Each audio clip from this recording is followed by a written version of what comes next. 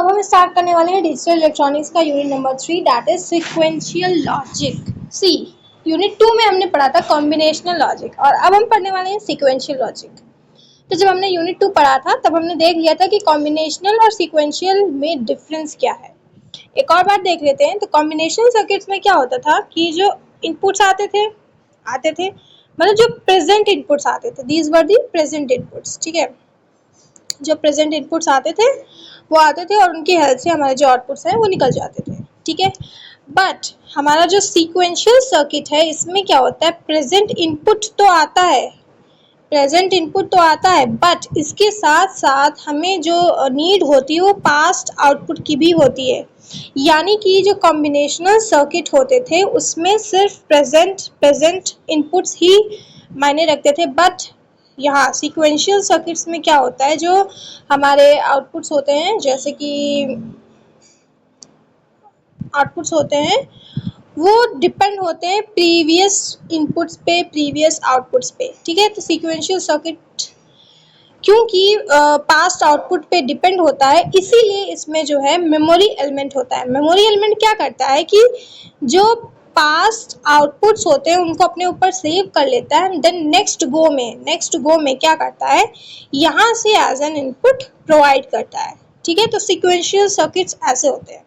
इसमें एक memory element भी आ जाता है। Types of digital circuits whose output depends not only on present input, सिर्फ प्रेजेंट इनपुट पे नहीं डिपेंड होता but also sequence of past input, यानी जो पास्ट इनपुट्स रहे हैं उनके सीक्वेंस पे भी सीक्वेंशियल सर्किट्स का आउटपुट डिपेंड होता है। सो सीक्वेंशियल सर्किट्स का आउटपुट प्रेजेंट एंड पास्ट दो इनपुट्स पे डिपेंड करता है। ठीक है, this means they have memory element, क्योंकि ये जो पास्ट इनपुट है उस पर डिपेंड करता है तो पास्ट इनपुट को सेव कराने के लिए हमारे पास एक मेमोरी एलिमेंट भी होता है ना। की कैरेक्टरिस्टिक देख लेते हैं। तो सीक्वेंशियल सर्किट्स की कैरेक्टरिस्टिक्स होते हैं कि उसमें होता है memory element for storing the past outputs and feedback path होता है। फीडबैक पाथ क्या होता है, वही पाथ होता है जहां से हम सीक्वेंशियल सर्किट उसमें जहाँ पे हम मेमोरी एलिमेंट लगा के फिर यहाँ से जो इनपुट्स ले जाते हैं यानी पास्ट आउटपुट जो यहाँ से ले जाते हैं, इस पाथ को बोलते हैं feedback. This path is known as feedback. ठीक है, तो अब इसका अगर कंपैरिजन देखें तो यही सिंपल सा यही कंपैरिजन है कि जो कॉम्बिनेशन सर्किट होता है वो depends only on current inputs. ठीक है, कॉम्बिनेशन सर्किट के पास कोई मेमोरी एलिमेंट नहीं होता, कॉम्बिनेशन सर्किट के पास नो पाथ, ये सिंपलर होता है। ठीक है, और इसके एग्जांपल्स हैं ये इतने सारे। ठीक, ये कॉम्बिनेशन सर्किट्स के हैं पॉइंट्स। नाउ सीक्वेंशियल सर्किट्स जो होता है वो करंट इनपुट्स और पास्ट इनपुट पे भी डिपेंड करता है। इसके पास मेमोरी एलिमेंट्स होते हैं that is latches and flip flops. इसके पाथ जो फीडबैक पाथ होता है वो होता है, क्योंकि ये मेमोरी इसमें होती है और बहुत सारी स्टेट ट्रांजिशंस होती हैं तो ये कॉम्प्लेक्स होता है। इसका example counters. Sequential circuits are fundamental to almost all digital system. जितने भी डिजिटल सिस्टम्स हैं उनमें ये काम आते हैं। कंप्यूटर्स में हम सीपीयू, मेमोरी, कंट्रोल यूनिट्स में इसका यूज़ करते हैं। डिजिटल कम्युनिकेशन में एरर करेक्शन और डाटा ट्रांसलेशन में यूज़ होता है। कंट्रोल सिस्टम्स में traffic light controller, vending machines में यूज़ होता है। एंड काउंटिंग टाइम में digital clocks, frequency control counters, ये सब इसी से सीक्वेंशियल सर्किट से बनते हैं। ठीक है, तो ना अब हमने देख लिया कि जो सीक्वेंशियल सर्किट होते हैं उनके पास मेमोरी एलिमेंट होता है, दिस मेमोरी एलिमेंट। ठीक है, तो यही जो मेमोरी एलिमेंट है इसके अंदर हम पढ़ने वाले हैं दो चीज़ें। ठीक है, first is latches. Flip flops के अंदर भी हम बहुत सारे टाइप्स पढ़ते हैं, जैसे कि फर्स्ट टाइप इज हम पढ़ते हैं आरएस फ्लिप फ्लॉप। ठीक है, आरएस में कुछ कमियां थी तब आया था जेके फ्लिप फ्लॉप, फिर जेके में कुछ कमियां थी तो आया था master slave flip flop, master slave flip flop. ठीक है, एंड फिर अब हमारा आता था डी फ्लिप फ्लॉप, फिर हम पढ़ते हैं T flip flop and then done.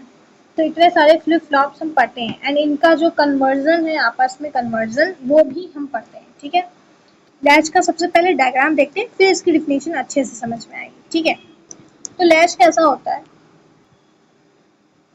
ऐसा सेम इसी की तरह हमारा फ्लिप फ्लॉप भी होता है, बट डिफरेंस क्या है अभी यहाँ पे ही देख लेंगे, ठीक है।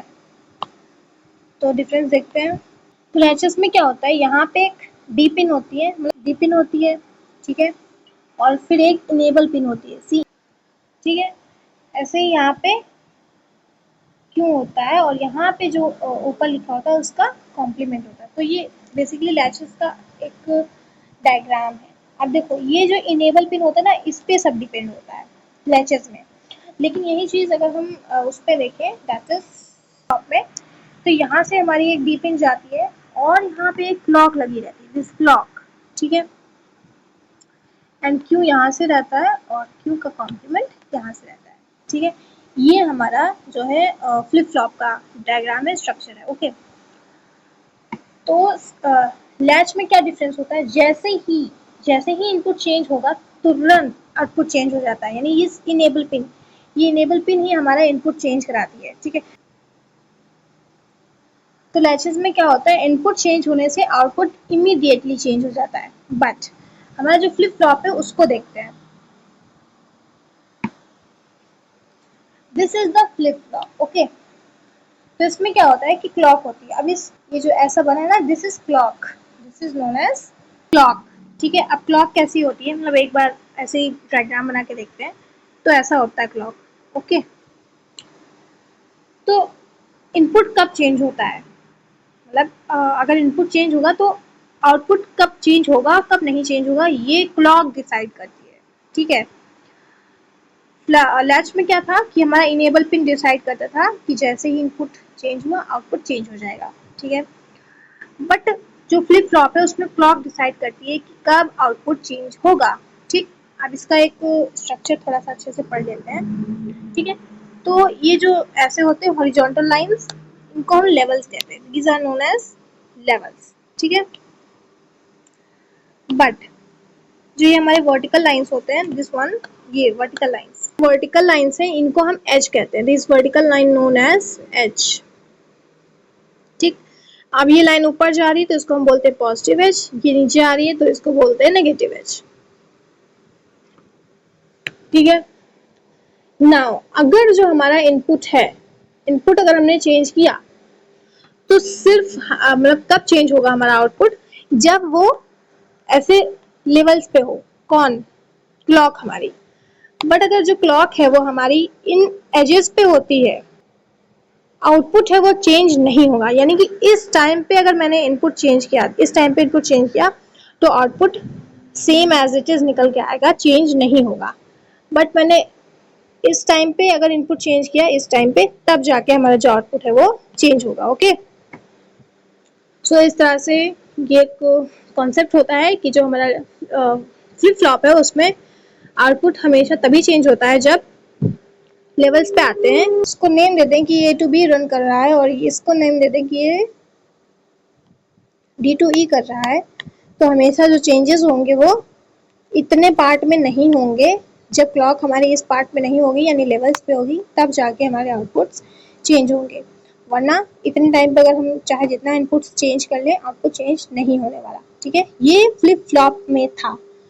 तो ये डिफरेंस होता है फ्लिप फ्लॉप और लैचेस में। अब आते हैं डिफिनेशन पे। तो R latch is a basic memory element जिसमें सिर्फ एक बिट इंफॉर्मेशन चेंज हो सकती है, या तो 0 या तो 1, ठीक है। It is an asynchronous sequential circuit, क्यों, क्योंकि इसके जो आउटपुट है वो एज सुन एज चेंज हो जाते हैं जैसे हमने इनपुट चेंज किया, ठीक है। ये क्लॉक के सिग्नल का वेट नहीं करता, ये सिर्फ इनेबल सिग्नल पे काम कर लेता है अपना सारा, ठीक है। ठीक है, तो ये हमारे लैचेस थे। नाउ अब हम बढ़ने वाले हैं फ्लिप फ्लॉप पे। इसी लैचेस के जो मतलब टाइप्स हैं, S R and T D latches, ये सारे जब हम फ्लिप फ्लॉप के टाइप्स पढ़ेंगे तो ये लैचेस खुद ब खुद कवर हो जाएंगे, ठीक है। और फ्लिप फ्लॉप ज़्यादा आता है तो हम उसी पर ज़्यादा फोकस करेंगे। सो नाउ अब हम पढ़ने वाले हैं flip flop.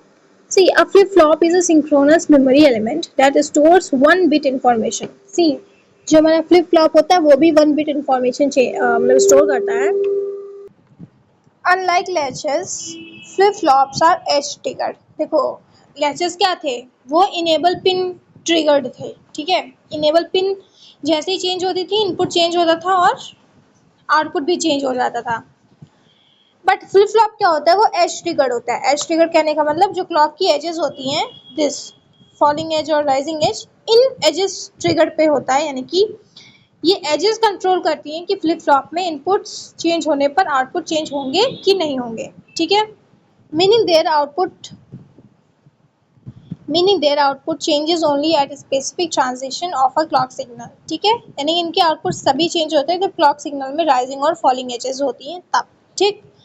This synchronised behaviour, ये जो सिंक्रोनाइज्ड बिहेवियर है, इसीलिए इसका हम इस फ्लिप फ्लॉप का यूज करते हैं सिंक्रोनस सीक्वेंशियल सर्किट्स बनाने के लिए, ठीक है। क्योंकि इसमें सारी स्टेट जो चेंजेस होता है, यानी जो स्टेट चेंजेस हो रही हैं, वो प्रिसाइजली डिफाइंड टाइम्स पे होती है, यानी पार्टिकुलर टाइम पे ही होती हैं, ठीक है। इसलिए हम फ्लिप फ्लॉप्स का यूज करते हैं सिंक्रोनस सीक्वेंशियल सर्किट्स बनाने के लिए, ठीक है। इसके की कैरेक्टरिस्टिक्स देख लेते हैं। तो first one is clock input. See, हमारा जो लैचेस था उसमें इनेबल पिन इनपुट होता था, बट यहाँ पे क्या होता है, क्लॉक इनपुट होता है। यानी यहाँ पे क्लॉक इनपुट का सिग्नल जाता है जो स्टेट के चेंजेस को कंट्रोल करता है, ठीक है। ये एज ट्रिगर्ड होती हैं। एज ट्रिगर्ड वही कि क्लॉक की जो एजेस होती हैं, पॉजिटिव और नेगेटिव एज, उन एजेस पे आउटपुट डिपेंड करता है कि चेंज होगा कि नहीं। इसका जो ऑपरेशन होता है सिंक्रोनस होता है, ठीक है। इससे it ensures all memory elements in the system change state simultaneously, preventing race conditions and making timing analysis easier. तो इसका जो सिंक्रोनस बिहेवियर होता है, इसकी वजह से रेस कंडीशंस भी प्रिवेंट हो जाती हैं और जो हमारी टाइमिंग एनालिसिस है वो ईजी हो जाती है, ठीक है। अब हम पढ़ने वाले हैं टाइप्स ऑफ फ्लिप फ्लॉप्स।